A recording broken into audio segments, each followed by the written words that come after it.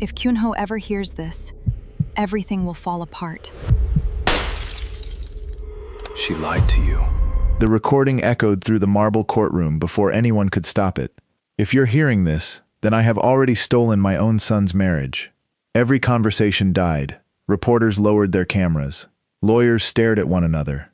At the defense table, powerful hotel magnate Do Kyun-ho froze as though the floor had disappeared beneath him.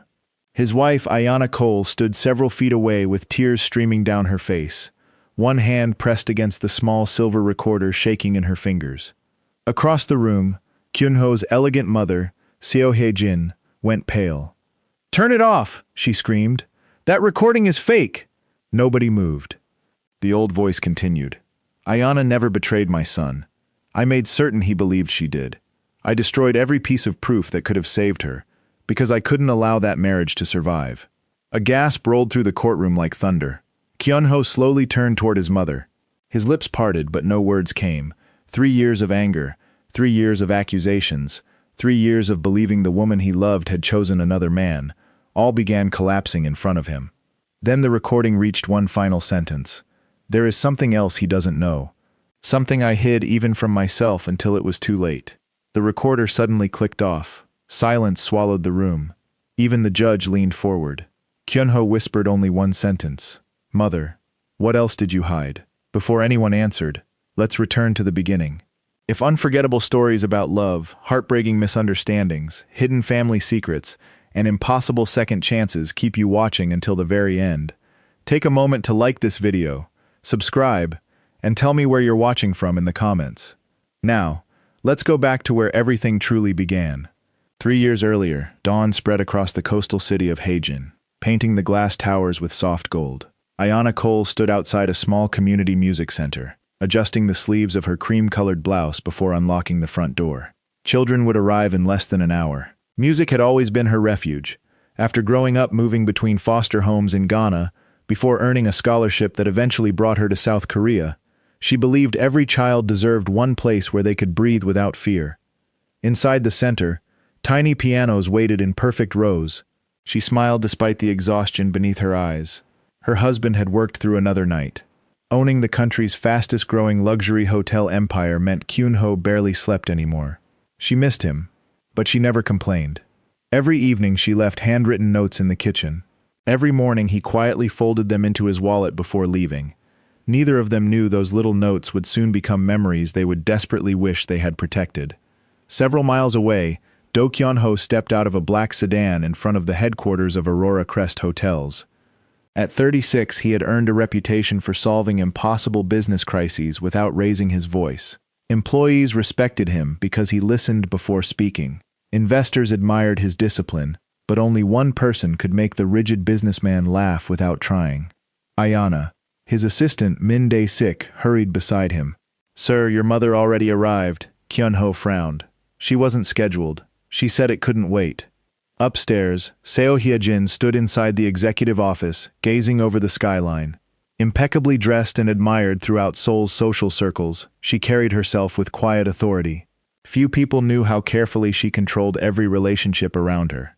She smiled warmly when her son entered. "You're working too hard." Kyun-ho kissed her cheek. "What brings you here?" She placed a thick envelope on his desk. "I've done some investigating because I was worried about your wife." His smile faded. "What do you mean?" She sighed heavily, as though burdened by painful knowledge. "I didn't want to believe it either." Kyun-ho slowly opened the envelope.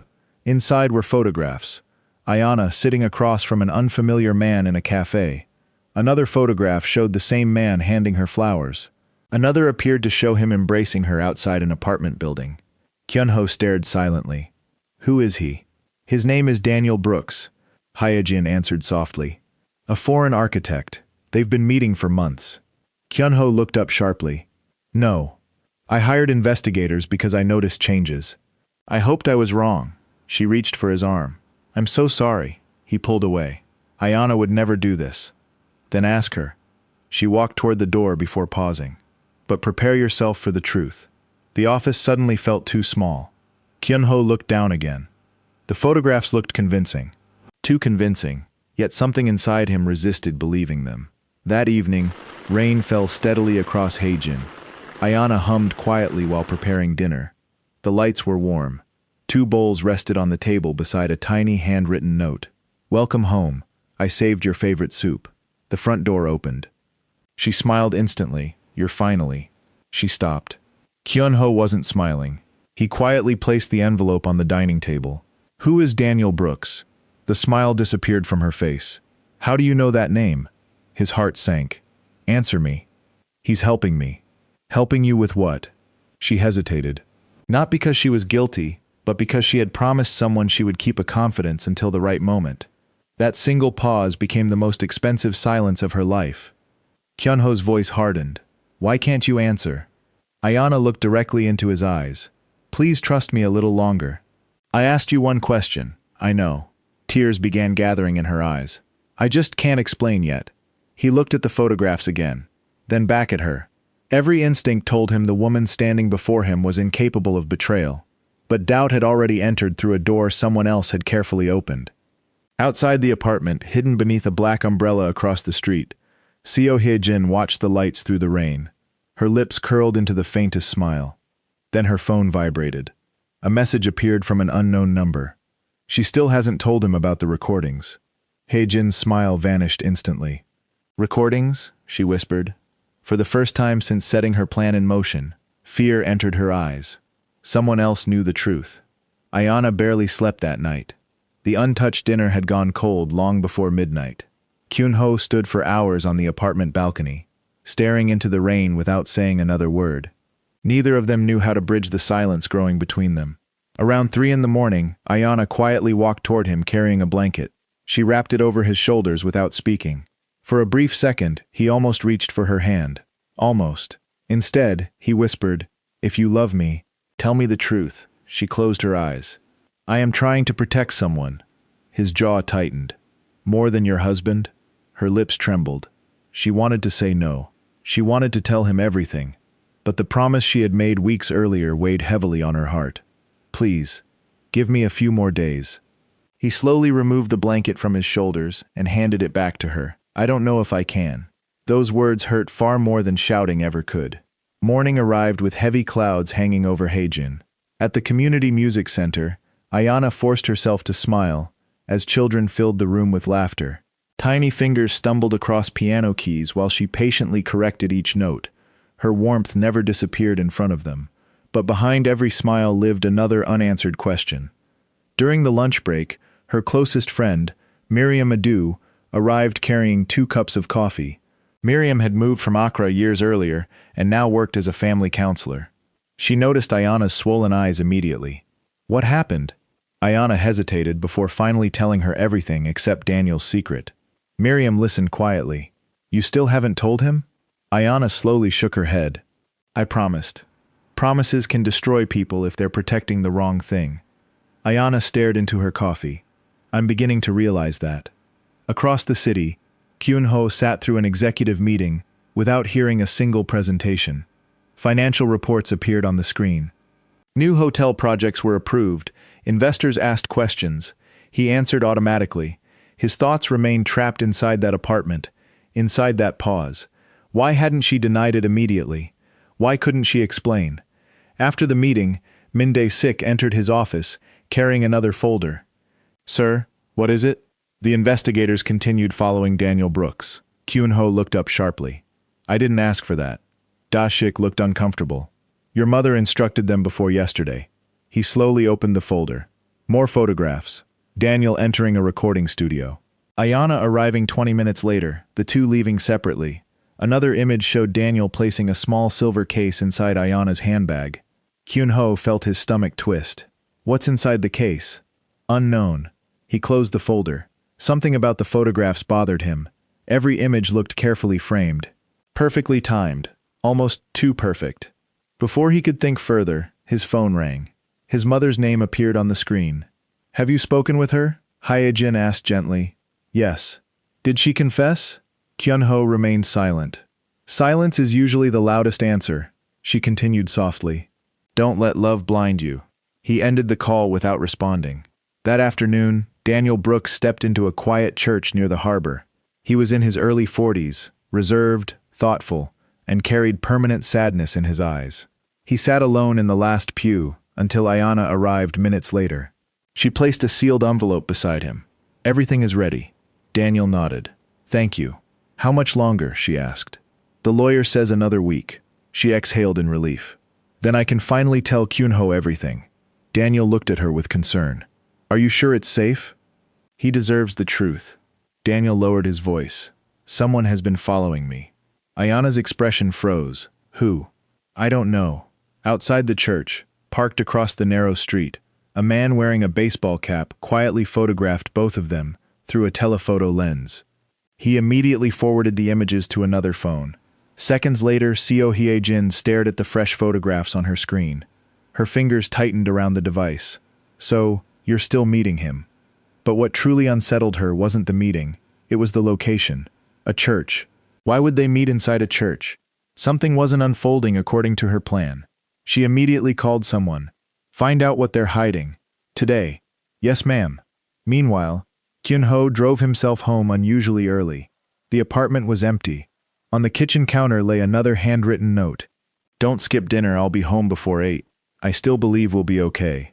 Ayana." He stared at the note for a long time before folding it into his pocket. Then something caught his attention. A small drawer beneath the counter hadn't closed properly. He pulled it open. Inside lay dozens of handwritten notes she had written over the years. Some celebrated his promotions. Others encouraged him after failed business deals.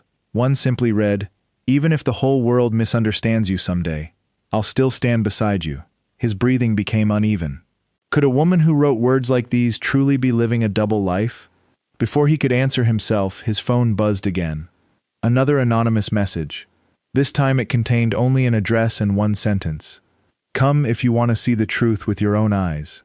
No sender. No explanation. Against his better judgment, he drove there.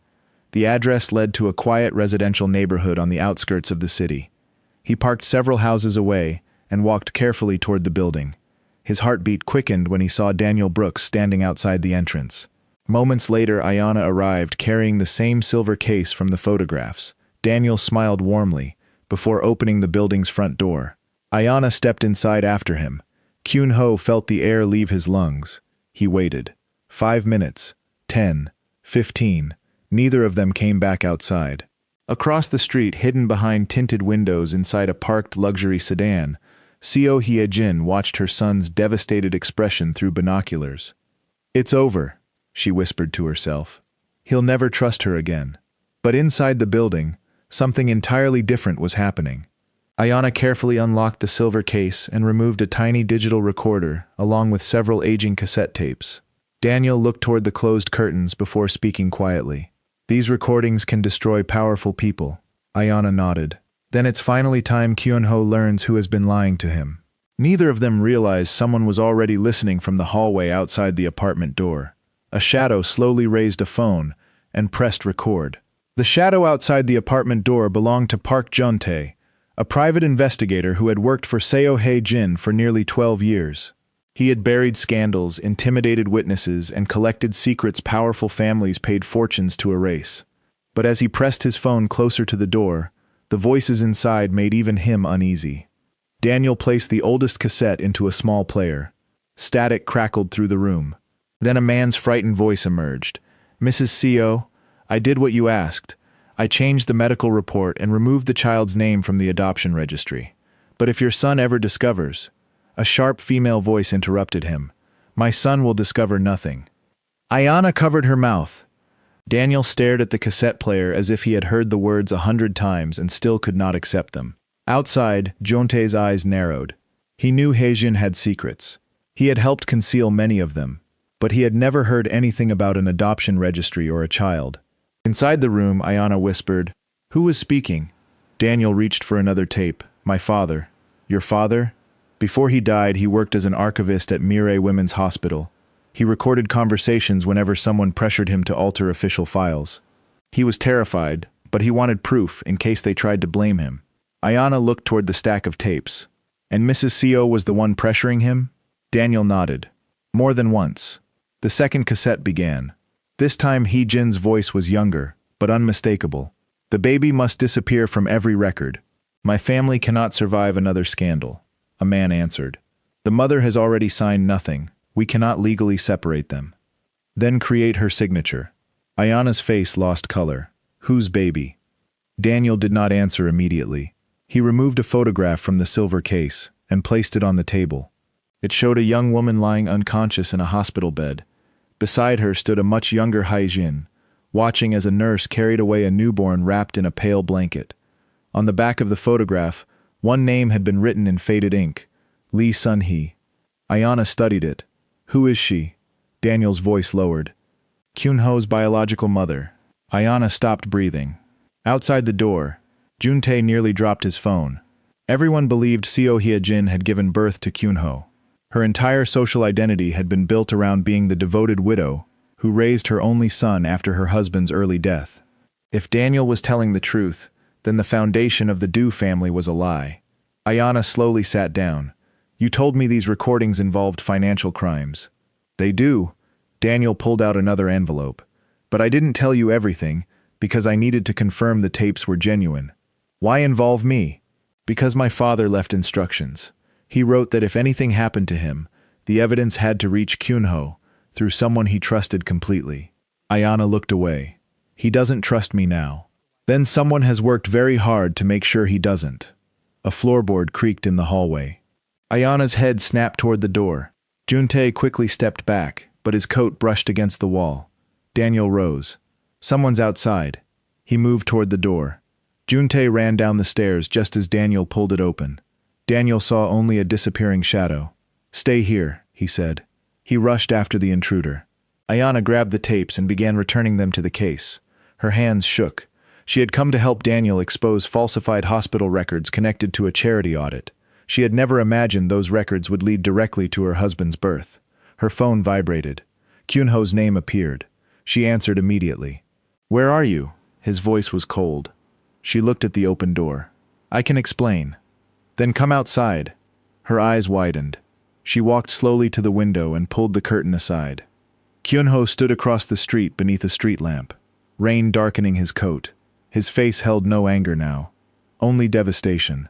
Ayana's chest tightened. Kyun-ho, how long have you been meeting him here? This isn't what you think. He laughed once, but there was no humor in it. That's what people say when it is exactly what it looks like. She closed the silver case. Please come upstairs. Why? Because there is something you need to hear. Across the street, Hae-jin watched from her sedan as Ayana moved toward the building entrance carrying the silver case. Her confidence vanished. She lifted her phone. Jun-tae, stop her. No answer. Jun-tae? Then Daniel burst from the alley, chasing the investigator toward the parked cars. Kyun-ho turned at the sound of running footsteps. Jun-tae shoved Daniel aside and sprinted toward Hae-jin's sedan. Daniel hit the pavement hard. Ayana screamed his name. Kyun-ho rushed forward instinctively and helped Daniel sit up.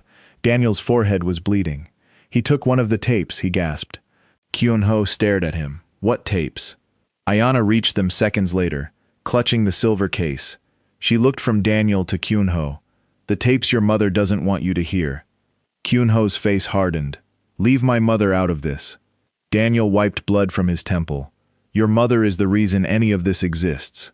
Before Kyun-ho could respond, the black sedan pulled away from the curb. Through the rear window, he caught only a glimpse of a woman's profile. Familiar pearl earrings. A silver brooch shaped like a swan. His mother's brooch. He stepped into the road, staring after the disappearing car. Mother. Ayana touched his arm. He pulled away sharply. What is happening? She opened the silver case. Several cassette tapes rested inside, along with photographs and hospital documents. I was trying to verify everything before telling you. He looked at Daniel. Verify what? Daniel forced himself to stand. That the woman you call your mother may not be the woman who gave birth to you. The rain seemed to stop around Kyun-ho, even though it continued falling. He stared at Daniel, waiting for him to admit it was a cruel joke. Daniel did not. Ayana lifted the photograph of the unconscious woman. Kyun-ho took it slowly. His fingers trembled when he saw the newborn, and the younger Hae-jin standing nearby. Who is this? Her name was Lee Sun-hee, Ayana said softly.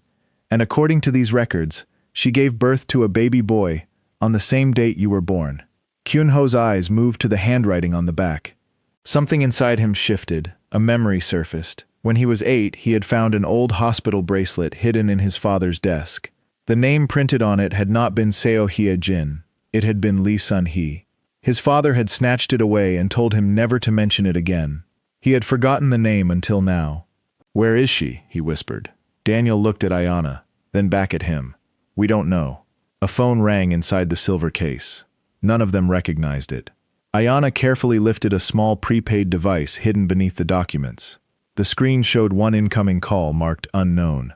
She answered and put it on speaker. A distorted voice spoke immediately. "If Kyun-ho wants to know what happened to his real mother, bring every recording to the abandoned Seishin clinic before midnight." Kyun-ho stepped closer. "Who are you?" The voice ignored him.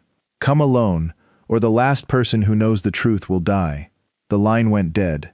Then a photograph arrived on the phone. It showed an elderly woman tied to a chair inside a dark room. Ayana looked closer and froze. She recognized her. The woman was Mrs. Han, the retired nurse who had secretly contacted her 2 weeks earlier and led her to Daniel. Beneath the photograph were 6 words. "Your mother is not your only liar." Kyun-ho slowly raised his eyes to Ayana. "What does that mean?" Ayana could not answer. Because behind Mrs. Han, barely visible on the clinic wall, hung a framed photograph of Kyun-ho's late father standing beside Lee Sun-hee and holding another baby. Kyun-ho stared at the photograph until the rain blurred everything around him. His late father stood beside Lee Sun-hee, one hand resting on her shoulder, the other holding a second infant wrapped in a dark blanket. The image had been taken inside the same abandoned clinic where Mrs. Han was now being held. On the back of the photograph, a date had been written in blue ink. 3 days after Kyun-ho's birth. "There were 2 babies," Ayana whispered. Daniel's face tightened. "Or one baby was exchanged." Kyun-ho looked at him sharply. "Stop guessing. Then come with us and hear the truth." The caller said alone. Ayana closed the silver case. "That is exactly why you cannot go alone. They threatened a woman's life. And they sent the photograph to me," she replied. "That means they want me involved too." Kyun-ho's eyes met hers. For one painful second, the accusation between them remained alive. Daniel, the secret meetings, the apartment. Then Kyun-ho looked at the case in her hands and realized that every lie she had told him had been connected to protecting evidence about his family. But trust did not return simply because doubt had changed shape. It only became more complicated. Daniel checked the time. "We have less than 2 hours." He reached for the case, but Ayana held it tighter. "No, the recordings stay with me." Kyun-ho frowned. "Why?" She looked toward the dark street where Hye-jin's sedan had disappeared. "Because someone already stole one tape. We don't know who can be trusted." Kyun-ho heard what she did not say. "Not even you." The words stung because he had given her the same feeling hours earlier. They drove separately toward the outskirts of Haejin. Daniel followed in his car while Ayana sat beside Kyun-ho in silence. Rain swept across the windshield. Streetlights became long streaks of gold. Neither spoke for nearly 20 minutes. Then Kyun-ho said, "Were the flowers real?" Ayana turned toward him. "What?" "The photographs. Daniel gave you flowers. They were for his father's memorial." Kyun-ho's hands tightened around the steering wheel. "And the embrace?" His lawyer confirmed the records were authentic. He broke down. I comforted him. "The recording studio?" "We were restoring damaged tapes." Each answer arrived easily now. Too easily. Kyun-ho's jaw tightened with shame. "Why didn't you tell me?" "Because Daniel's father named your family in his statement. We needed proof before accusing your mother. You should have trusted me." Ayana looked at him for a long moment. "You saw 3 photographs and stopped trusting me." He had no defense. The silence that followed felt heavier than the rain. A few minutes later, Ayana's phone vibrated. Miriam's name appeared. Ayana answered quietly. "Where are you?" Miriam asked. "At work?" Ayana looked at Kyun-ho. "I'm handling something. Your voice sounds wrong. I'll call you later." "Ayana, wait." But the line crackled, then died. Kyun-ho glanced at the dashboard. No signal. Ayana's stomach tightened. Ahead, the road narrowed between thick pine trees. The abandoned Samoran clinic appeared at the end of a gravel path, its windows black, its faded sign swinging in the wind. Daniel parked behind them. "This place was closed 28 years ago," he said. "After an infant death investigation." Kyun-ho turned. "What investigation?" Daniel hesitated. 3 newborns disappeared from the records during 1 week. The case was buried before charges were filed. Ayana looked at him. You never told me that. I only confirmed it this afternoon. A light flickered inside the clinic. Once, twice. Then darkness returned. Kyun-ho stepped toward the entrance. Ayana caught his wrist. Wait! He looked down at her hand. It was the first time she had touched him since the confrontation at home. Her fingers trembled, but her voice remained steady. Whoever called us expects fear. We cannot give them confusion, too. Daniel opened the trunk of his car and removed a portable audio player. I copied part of the first tape before Juntae stole it. Kyun-ho looked at him. You knew his name? I recognized him while he ran. Park Juntae. Your mother's investigator. Kyun-ho's expression hardened. Play it.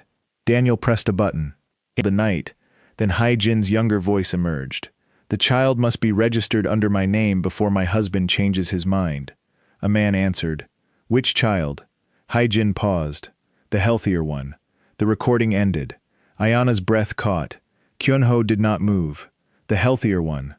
The words were colder than any confession. Daniel lowered the player. That is why the second baby matters. Kyun-ho looked back at the clinic. Then the other child may have lived. Or died, Daniel said. Ayana shot him a warning look. Kyun-ho walked toward the entrance before either of them could stop him. The door opened with a long metallic groan. Inside, the air smelled of mold, medicine, and damp wood. Their phone flashlights swept across overturned chairs and peeling walls. Old patient files covered the floor. At the end of the corridor, a weak yellow bulb illuminated a wheelchair. Mrs. Han sat tied to it, her mouth covered with tape. Ayana rushed toward her. Mrs. Han. Kyun-ho scanned the shadows. Where is everyone? Daniel locked the front door behind them. That may not keep them out. Ayana removed the tape from Mrs. Han's mouth. The elderly nurse gasped for air. You shouldn't have come. Who did this? Ayana asked. Mrs. Han looked directly at Kyun-ho and began to cry. I am sorry. He crouched in front of her. For what? She stared at his face as though seeing a ghost. For choosing you. A loud click sounded behind them.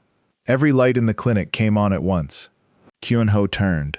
A projector flashed to life against the far wall. Old hospital footage appeared in black and white. 2 newborn babies lay inside adjacent bassinets. A nurse entered the room, carrying 2 identification bracelets. Mrs. Han covered her face. Turn it off. The footage continued. The nurse removed the bracelet from one child and placed it on the other. Then a younger Hae-jin stepped into frame and handed her an envelope. Kyun-ho slowly looked at Mrs. Han. You were that nurse. She nodded through tears. Your father's lover gave birth to twins. One was weak. One was healthy. Mrs. Seo could not have children. She paid the hospital director to give her the stronger baby. Kyun-ho looked back at the screen. Which baby was I? Mrs. Han's lips trembled. The healthy one. And my brother. She closed her eyes. I was told he died. The projector image changed. A recent photograph appeared.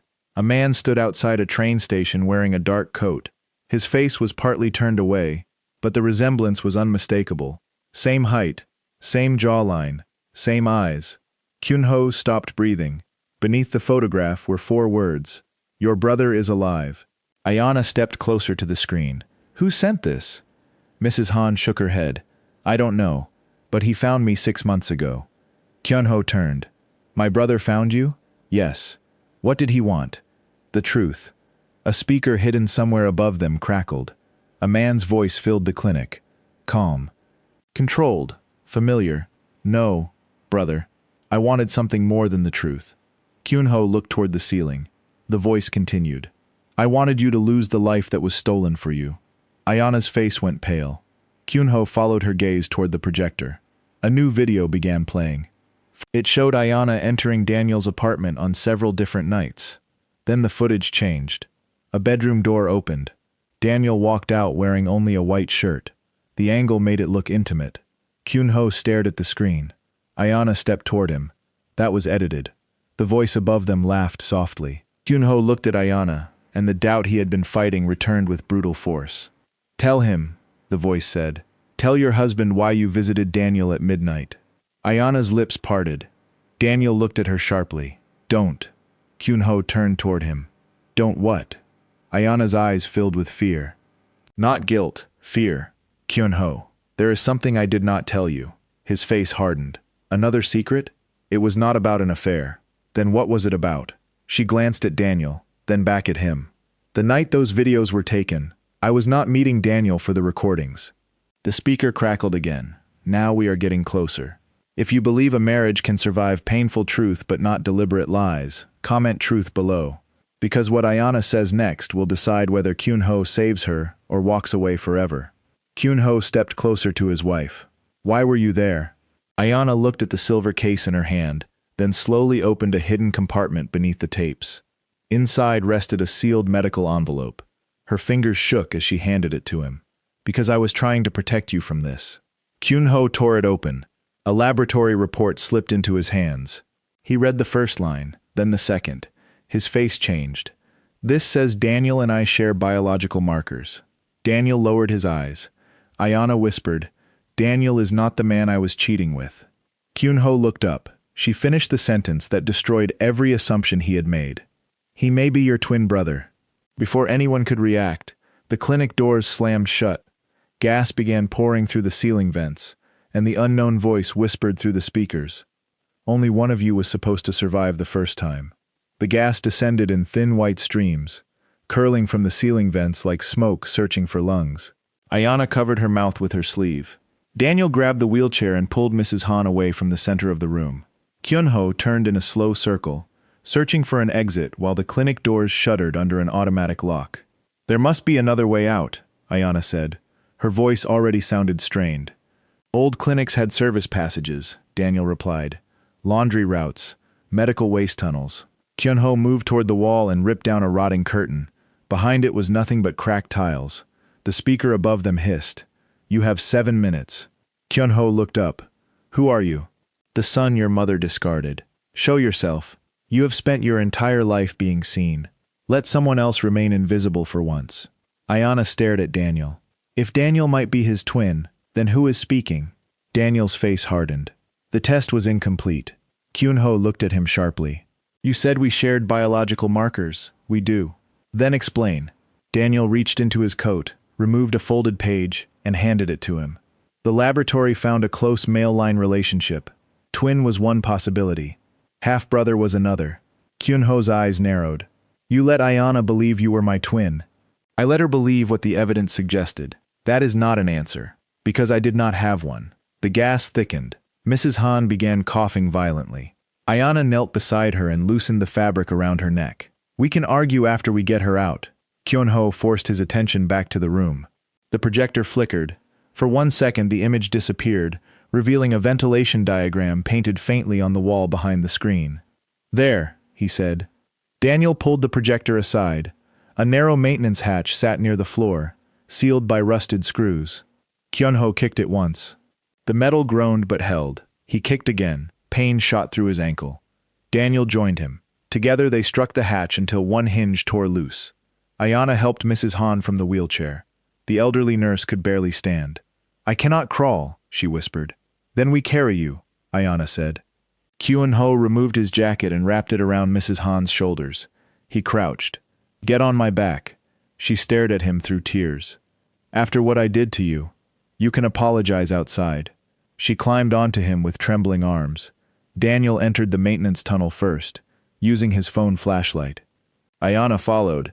Kyun-ho crawled behind them with Mrs. Han clinging to his back. The space was barely wide enough for their shoulders. Pipes dripped cold water onto their faces. Behind them, the gas filled the room until the projector disappeared inside the white cloud. The speaker's voice followed through hidden wiring.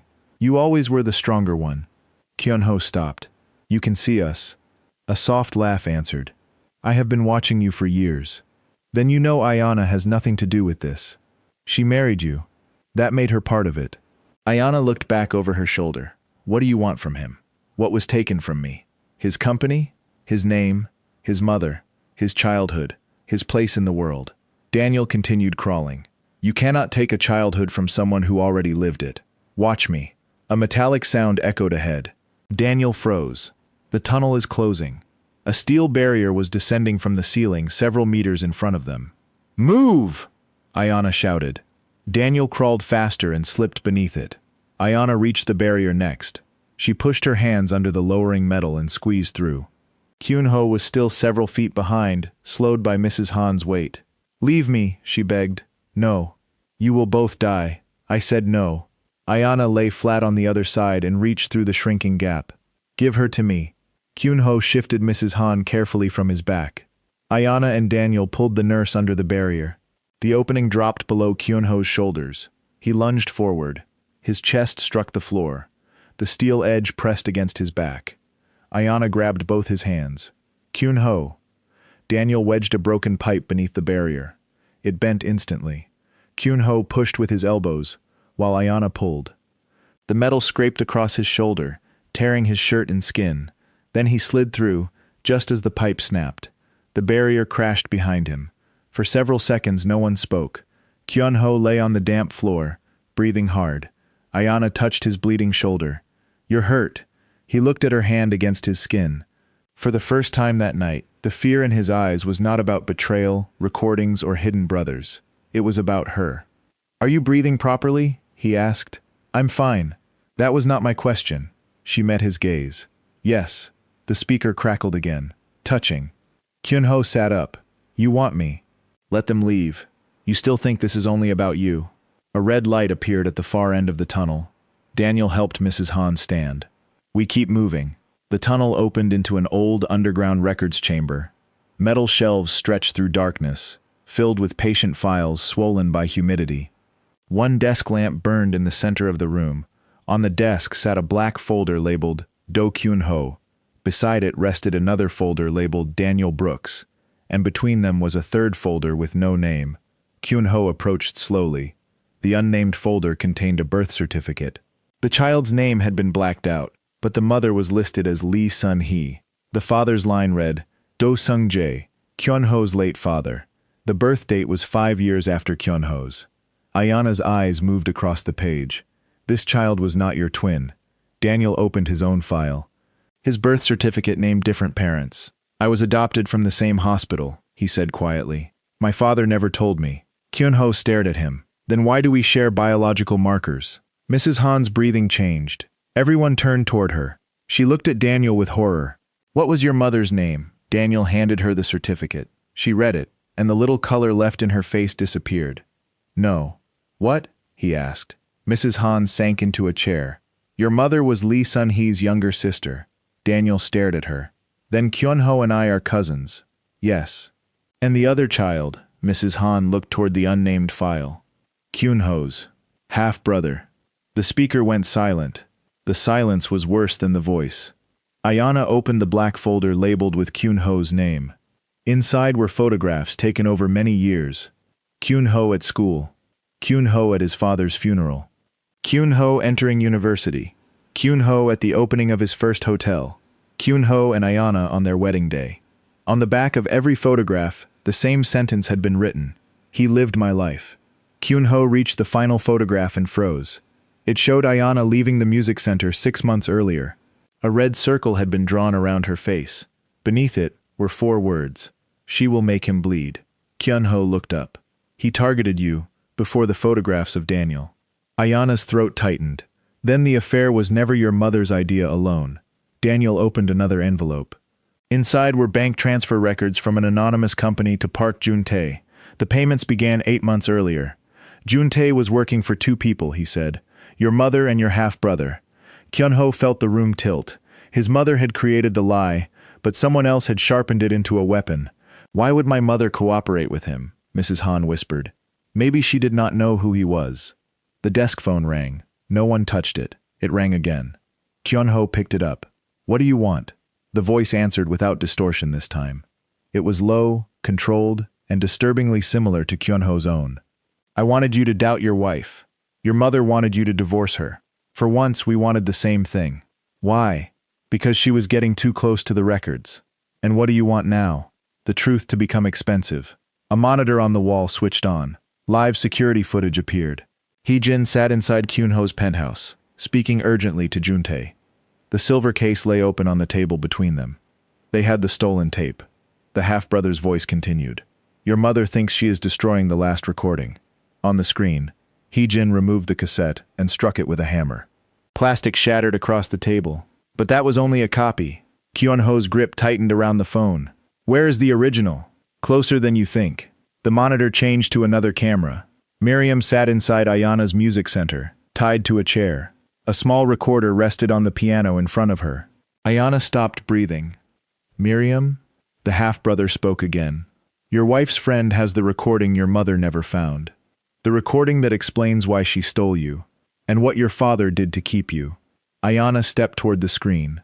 Do not hurt her. Then come and get her. Where? The place where your wife taught children to believe broken notes could still become music. The screen went black. Ayana turned toward the tunnel entrance. We have to go. Daniel blocked her path. That is what he wants. He has Miriam, and he has cameras everywhere. Kyun-ho looked at the files spread across the desk. His mother had lied about his birth. His father had hidden another son. A stranger had spent years watching him. But the most immediate truth was simpler. Ayana had been placed in danger because she loved him. He crossed the room and placed both hands on her shoulders. Listen to me. She looked up. You are not going alone. Neither are you. He wants me there. He wants to destroy you in front of me. Kyun-ho's voice lowered. Then he will fail. It was the first promise he had made her since the photographs appeared. Ayana searched his face. Do you believe me now? The question cut through everything. He wanted to say yes. He wanted to erase every cruel look, every accusation, every hour he had made her feel guilty. But belief after damage was not clean. It carried shame. I believe I was wrong, he said. Tears filled her eyes, but she did not look away. That is not the same thing. No. His hands fell from her shoulders. But I will spend the rest of tonight finding the truth. And if you let me, I will spend much longer repairing what I broke. The speaker above them clicked once. The half-brother had heard every word. Then his voice returned, colder than before. You always did receive forgiveness too easily. A loud explosion shook the underground room. Dust fell from the ceiling. One row of shelves collapsed, blocking the tunnel behind them. Flames appeared along the far wall. Daniel grabbed the unnamed folder. Ayana helped Mrs. Han stand. Kyun-ho found a rusted emergency door and slammed his shoulder against it. Once, twice. The lock broke. Cold night air rushed inside. They escaped into a forest behind the clinic, just as fire consumed the records chamber. Sirens sounded in the distance, but Kyun-ho knew they had not been called to rescue them. Through the trees, red and blue lights surrounded Daniel's car. Police officers moved toward them with weapons raised. Hands where we can see them, one shouted. Kyun-ho stepped forward. There is an injured woman inside. An officer held up a photograph. It showed Daniel standing over Park Jun-tae's body in an alley. Blood covered Daniel's hands. Daniel Brooks, the officer said, you are under arrest for the murder of Park Jun-tae. Daniel stared at the image. That never happened. Another officer opened the trunk of his car. Inside lay Jun-tae's body. Ayana covered her mouth. Kyun-ho looked toward the darkness between the trees. Somewhere beyond the police lights, a man stood watching. He wore a dark coat. His face remained hidden, but when he lifted one hand, Kyun-ho saw the same silver signet ring his father had worn until the day he died. Then the stranger stepped backward and vanished. The police lights painted the burning trees red and blue, while Daniel stood frozen beside the open trunk of his car. Park Jun-tae's body lay twisted beneath a gray blanket, one hand hanging over the edge, as if he had tried to escape even after death. I did not kill him, Daniel said. The officers tightened their formation. Get on your knees. Someone placed him there. Knees. Now. Ayana stepped forward, but Kyun-ho caught her arm. Do not give them another reason to arrest someone. Daniel slowly lowered himself onto the wet ground. An officer pulled his hands behind his back and locked the cuffs around his wrists. Mrs. Han began trembling. This is my fault.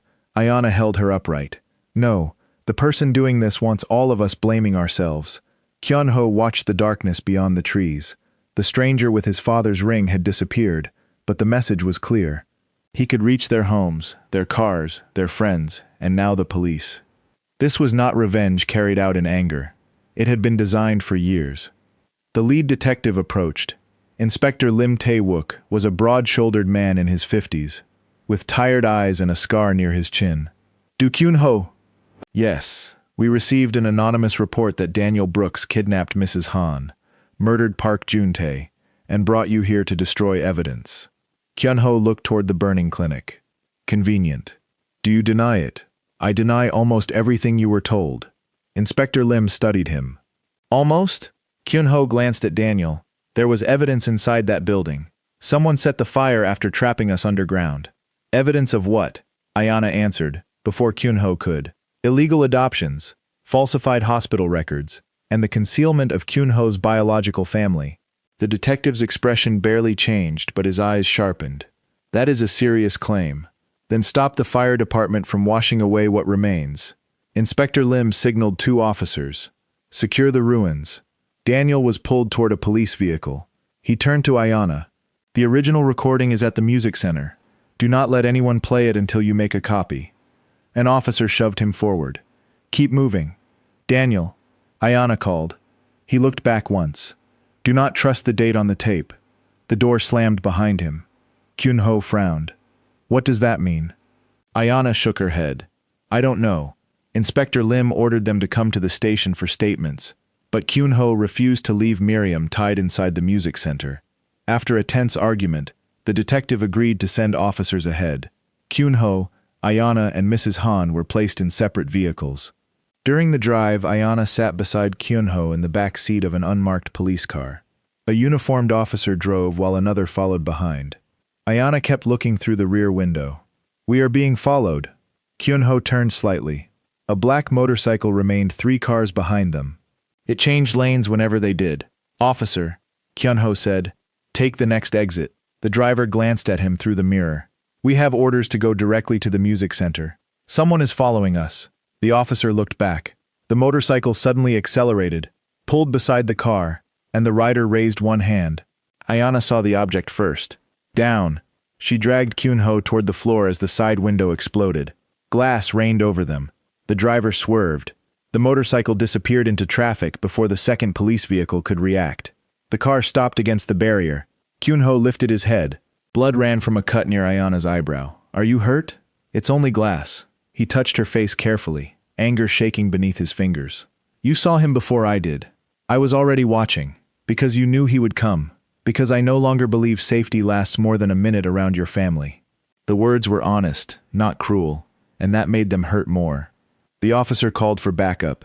Kyun-ho removed a clean handkerchief from his pocket and pressed it gently against Ayana's cut. She allowed him to hold it there. Neither spoke. In that fragile moment, the distance between them did not disappear, but it stopped growing. They reached the music center shortly before dawn. The front door stood open. 2 police officers waited outside. We found the victim, one said. Ayana rushed inside. Miriam sat on the floor beside the piano, no longer tied, rubbing her wrists. Ayana dropped beside her and pulled her into an embrace. Are you hurt? No. Miriam's voice shook. He left 20 minutes ago. Kyun-ho looked around.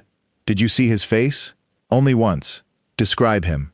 Miriam turned toward Kyun-ho, and something in her expression changed. He looked like you. The room went silent. Not exactly, she continued. His face was thinner. His hair was longer. But the eyes, the way he stood. Mrs. Han began crying again. It is him. Kyun-ho approached the piano. The small recorder was still there. Beside it sat an old photograph of his father, holding a young boy around 5 years old. The child wore the same silver signet ring Kyun-ho had seen in the forest. On the back, someone had written, "My first son." Kyun-ho's hands tightened around the photograph. First son? Mrs. Han sank into a chair. There is something I never told you. Kyun-ho turned slowly. You said the second child was born 5 years after me. That was what the hidden certificate showed. Then why is my father holding a 5-year-old boy before I was born? Mrs. Han looked toward the floor. Because the certificate was created later to hide an earlier birth. Ayana stared at her. How much earlier? 6 years. Kyun-ho's face hardened. My brother is older than me.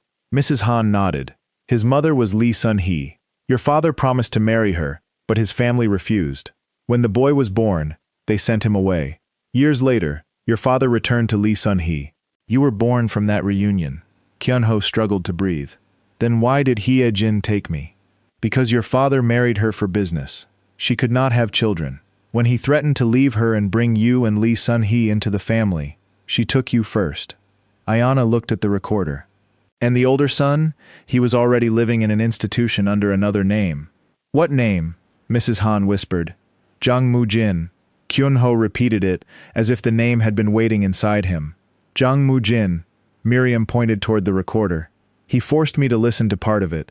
Ayana knelt beside the piano. What did you hear? Your mother's voice, Miriam told Kyun-ho. She was arguing with your father. Kyun-ho picked up the recorder. His thumb hovered above the button. Daniel's warning returned. Do not trust the date on the tape. Ayana placed her hand over his. We copy it first. Inspector Lim entered behind them. Nobody touches that device until forensics arrives. Kyun-ho looked at him. My entire life is on this recorder, which makes it evidence. And evidence has already been planted, stolen, and burned tonight. The detective held his gaze. Then trust me to do this properly. Kyun-ho almost laughed. Trust had become the most dangerous word in his life. Before he could respond, the recorder switched on by itself. A woman's voice filled the music room. Hae-jin. Sung-jae, you cannot bring that woman and her sons into my house. Kyun-ho's father answered. They are my family. I am your wife. You are my agreement. A slap cracked through the recording. Then Hae-jin spoke again, her voice trembling with rage. If you leave me, I will make sure neither boy ever knows you. Kyun-ho closed his eyes. His father replied, You already sent Moo-jin away. You will not touch the baby. A pause followed. Then came Hae-jin's softest sentence. I already have. Ayana squeezed Kyun-ho's hand. The recording continued. Where is he? His father demanded. Safe. Where? Where you will never find him unless you stay. Furniture crashed. Then another voice appeared in the background. A man Kyun-ho recognized immediately. His grandfather. Enough. The healthy child will remain with Hae-jin. The older boy will disappear permanently. Kyun-ho's eyes opened. My grandfather knew. The tape crackled. His father's voice broke. If you hurt Moo-jin, I will expose everything. His grandfather answered. Then both boys will lose their father. A gunshot erupted through the recorder. Miriam screamed. Mrs. Han covered her mouth. The official story said Kyun-ho's father died in a car accident 12 years later. But the voice on the tape now gasped as if wounded. Then Hae-jin whispered, What have you done? Kyun-ho stepped backward. This cannot be the night he died. I was already an adult when he died. Ayana suddenly understood Daniel's warning. The date was altered. Inspector Lim reached for the recorder, but another voice came through. Older. Present. Moo-jin, brother, your father did not die when the world believes he did. Kyun-ho froze. The voice continued. He survived the gunshot. Your mother hid him for 12 years. The car accident was staged after he escaped. The piano lid slowly lifted by itself, revealing a hidden video screen. Live footage appeared. An elderly man lay inside a hospital bed, weak but breathing. Kyun-ho moved closer until his knees nearly touched the piano. The man's face was scarred, older, and painfully familiar. His father opened his eyes and looked directly into the camera. Kyun-ho, he whispered, do not believe your mother when she tells you I abandoned you. Then someone entered the hospital room behind him. Seiyu Hae-jin. She leaned toward the bed and raised a syringe. Kyun-ho lunged toward the hidden screen, as if he could reach through it and stop the syringe himself. Where is that room? He demanded. Inspector Lim was already calling his team. Trace the feed.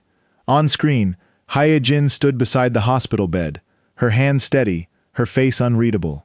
Kyun-ho's father watched her approach without struggling.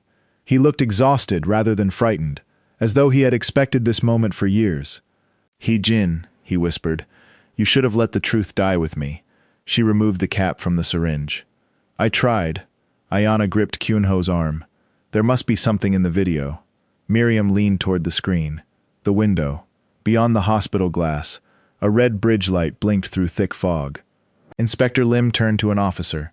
Search private clinics near the Eastern Bridge. The officer ran outside. On the screen, Hae-jin leaned closer to the bed. You escaped once, she said. You will not do it again. Kyun-ho's father looked directly into the hidden camera. Then at least let him hear why. Hae-jin froze. Hear what? The recording. Her eyes moved around the room. For the first time, fear broke through her control. She stepped away from the bed and searched the walls. Moo-jin, she whispered. You are watching. A speaker inside the hospital room clicked. The same calm voice filled both locations at once. I have always been watching. Hae-jin's grip tightened around the syringe. You think exposing me will give you a family? No. Moo-jin's voice hardened. I think destroying everything you built will finally make you understand what you took. Kyun-ho stared at the screen. Moo-jin, listen to me. Do not let her hurt him, the speaker answered instantly. You still call him father. He is our father. He chose you. He failed both of us. Silence followed. That answer had reached somewhere deeper than anger. Kyun-ho stepped closer to the piano. You wanted me to know the truth. I know enough now. Tell us where you are. Not yet. He could die. He was dead to me when he left me in that institution. Ayana moved beside Kyun-ho. Then why keep him alive? Moo-jin did not answer. She continued. You could have killed him long ago. You could have killed Kyun-ho. You did not. That means some part of you still wants something other than revenge. The hospital feed shook slightly, as if someone had struck the camera stand. Do not speak to me like you understand me. I understand what it means to grow up believing no one chose you. Kyun-ho looked at her. Ayana had rarely spoken about her childhood, even with him. Her voice remained steady, but pain moved beneath every word. I moved through homes where people promised permanence and disappeared before I unpacked. I know what abandonment can turn into if you feed it long enough. But hurting him will not return your childhood. You married the man who received mine, and I nearly lost him because people like you and Hae-jin used pain as permission to lie. Hae-jin turned toward the camera. Do not compare me to him. Moo-jin laughed softly. Why not? You both believed love could excuse cruelty.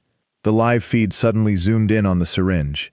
Inspector Lim's phone rang. He answered, listened, then pointed toward the door. We found a matching clinic, 30 minutes east. Kyun-ho was already moving. We go now. You remain here, Lim said. This is a police operation. Kyun-ho turned with such force that the detective stopped. That man is my father, and the woman holding the syringe is your mother. She is not my mother. The words left Kyun-ho before he could soften them. On the screen, Hae-jin flinched. She had heard him through the feed. Her face changed. Not guilt, not fear. Something closer to grief. Kyun-ho, she whispered. He stared at her image. Put the syringe down. You do not understand. Then explain. I raised you. You stole me. Her lips trembled. I gave you everything. You gave me a life built on someone else's disappearance. Hae-jin's eyes filled with tears, but her hand did not lower. I loved you. Then stop hurting everyone I love. Her gaze moved past the camera, as though she could see Ayana beside him. She was going to take you away. Ayana's face hardened. You mean he was going to choose for himself?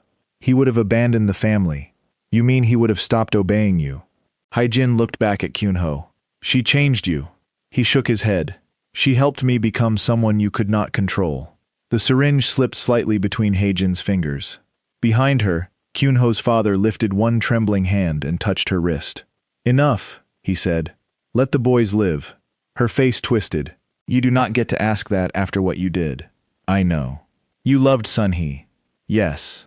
The single word shattered her. Hae-jin stepped back as if struck. Even after I protected your name, you protected your position. I protected you. You imprisoned me.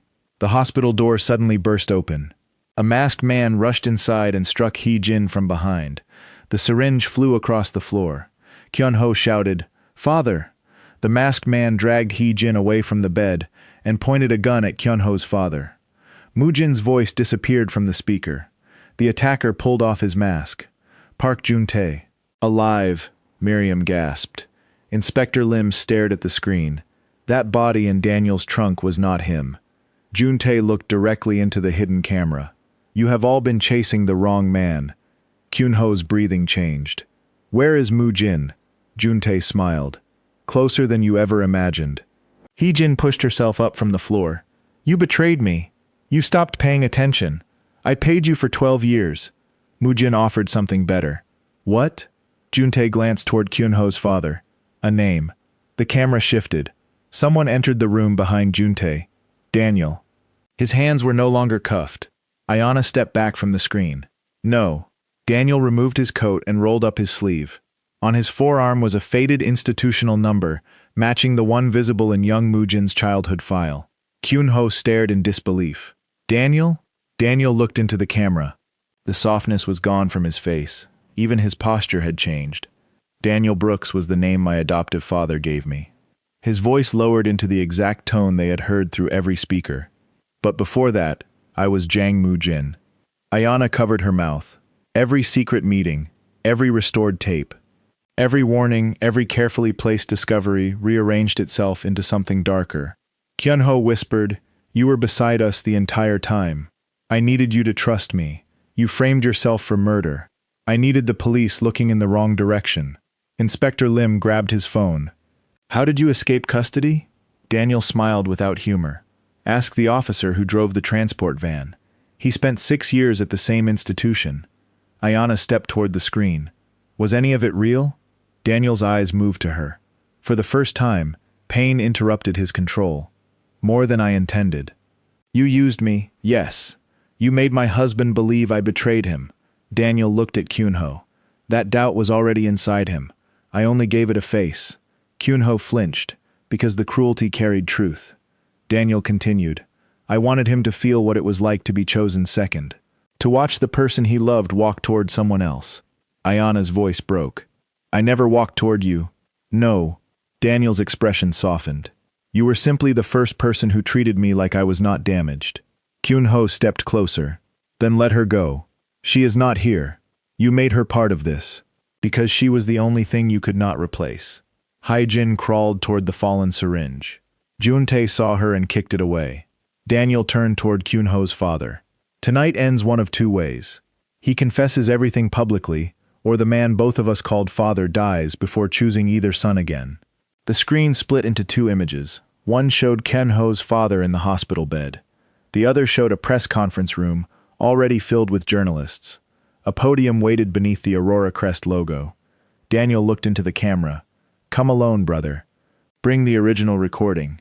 And bring the woman you still do not fully trust." Ayana stared at him. Kyun-ho's face hardened. "Why her?" Daniel's answer was quiet. "Because before this night ends, she will have to choose which brother deserves to be saved." The feed went black. The press conference room inside Aurora Crest headquarters glowed beneath rows of white lights while journalists whispered behind raised cameras. The podium stood empty. Every screen displayed the same message. Live confession begins in 20 minutes. Kyun-ho entered through the rear doors with Ayana beside him and the original recorder inside his coat. Inspector Lim had ordered them not to come, but Daniel had made it clear that any police movement toward the clinic would trigger consequences. Officers surrounded the district discreetly, yet Kyun-ho knew Daniel had planned for that too.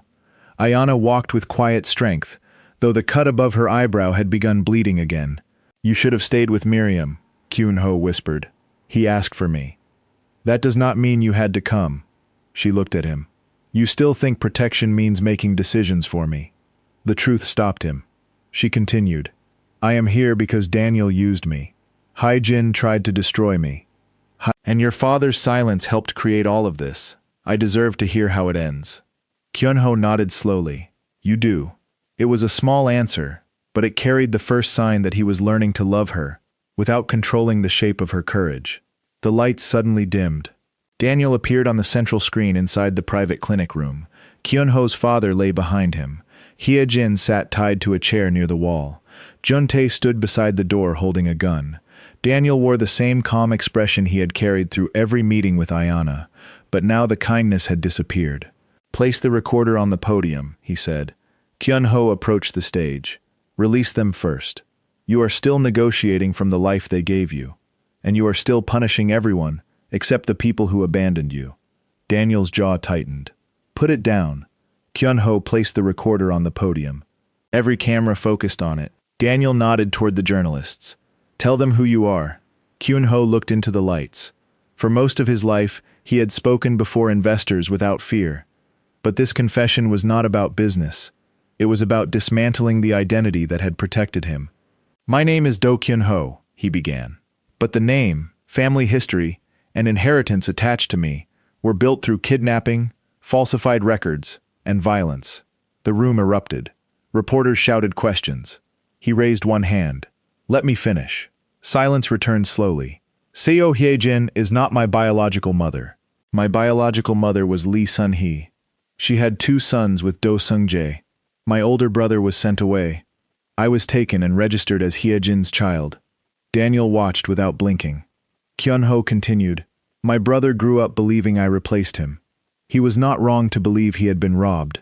But pain does not excuse what happened to my wife, to Daniel's adoptive family, to Mrs. Han, or to anyone else used in this revenge." Daniel's eyes darkened. "Do not speak for me.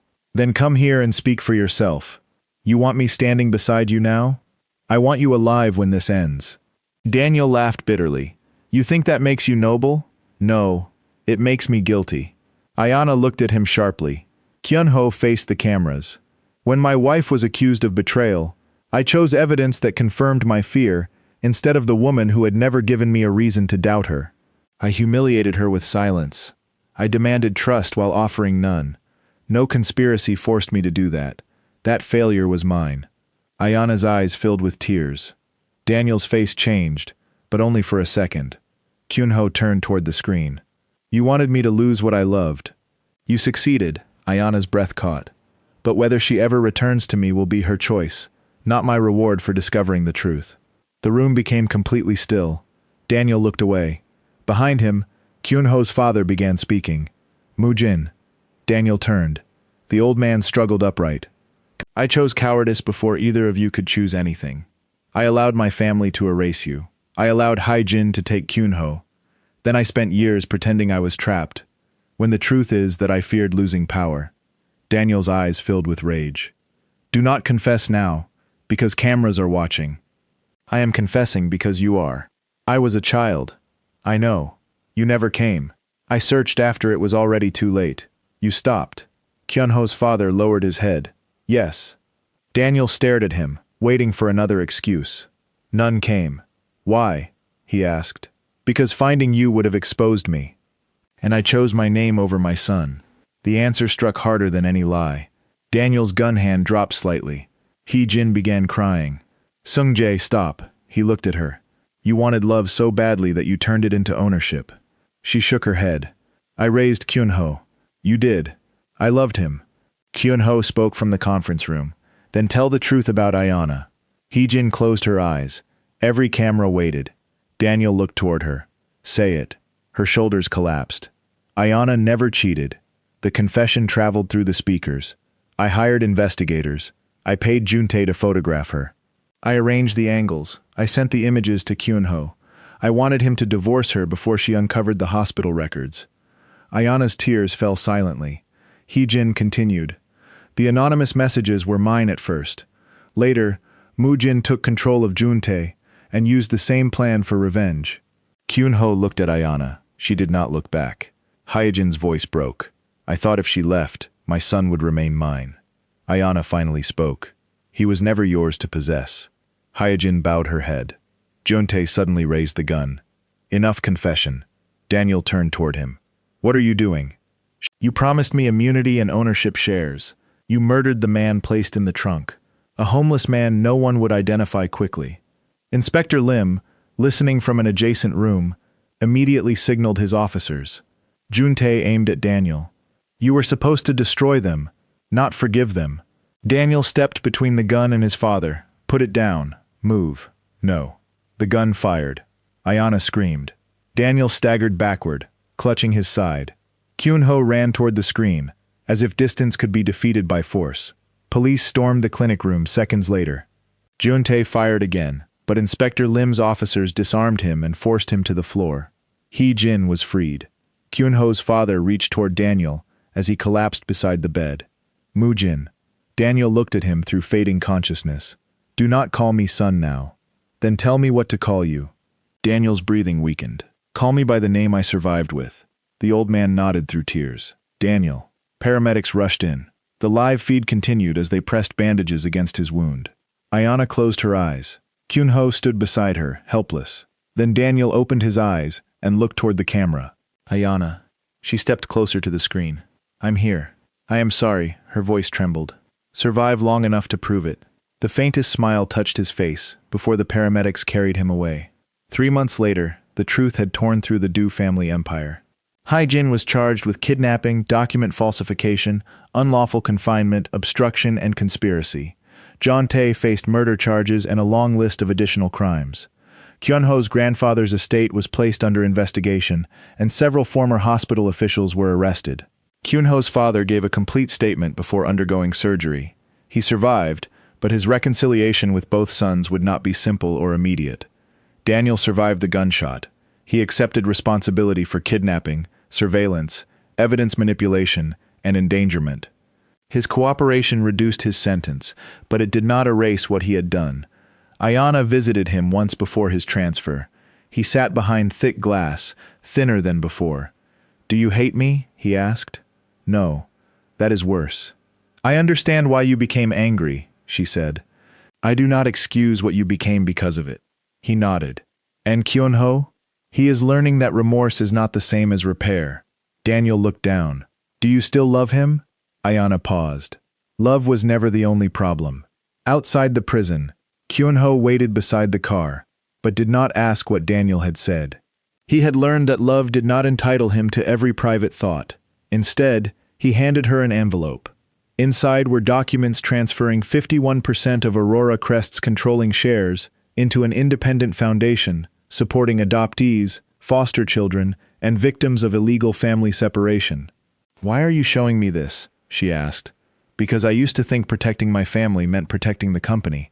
Now I know the company was built by sacrificing people who had no power." He looked toward the road.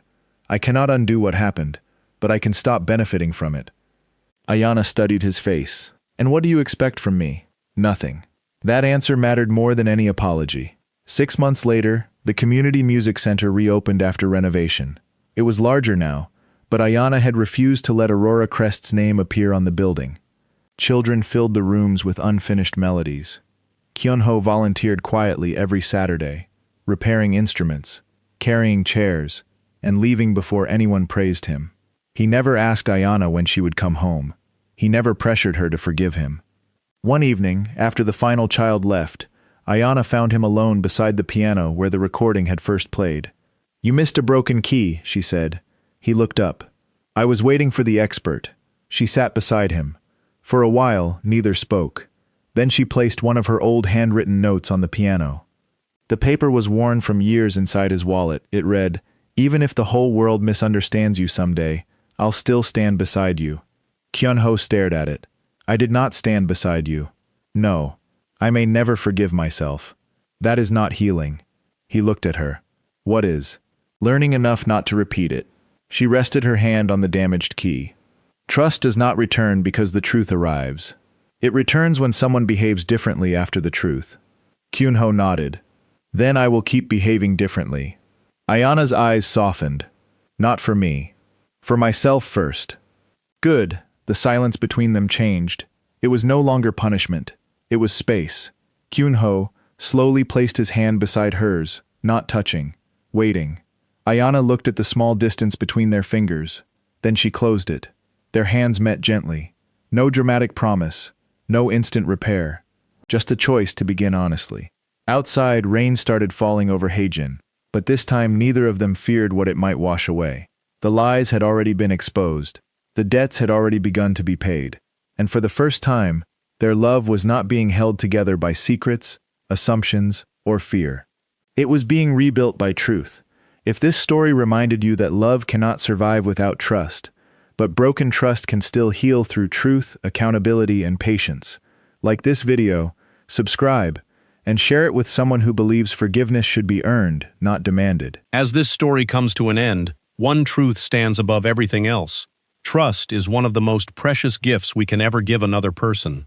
A single lie can destroy years of love, and a single moment of doubt can leave wounds that take a lifetime to heal. Kyun-ho discovered the truth, but by then, he had already lost something that no apology could instantly restore. Ayana's strength reminds us that forgiveness is a choice, not an obligation, and real love is built on honesty, respect, and accountability, not fear, control, or manipulation. Life often places us in situations where appearances seem convincing, but this story challenges us to pause before judging the people we love. Sometimes the evidence we see is incomplete, and sometimes the loudest voice is not the truthful one. The greatest courage is having the humility to seek the truth before making decisions that can change lives forever. If this story touched your heart, Let us know in the comments. Do you think Ayana made the right decision by giving Kyun-ho another chance? Or would you have walked away forever? I genuinely love to read your thoughts and discuss them with you. If you enjoy emotional stories filled with love, betrayal, family secrets, redemption, and unforgettable plot twists like this one, please take a moment to like this video, subscribe to the channel, and turn on notifications so you never miss our next cinematic story. Thank you so much for watching, and until our next story, take care of yourselves, protect the people you love, and never stop searching for the truth.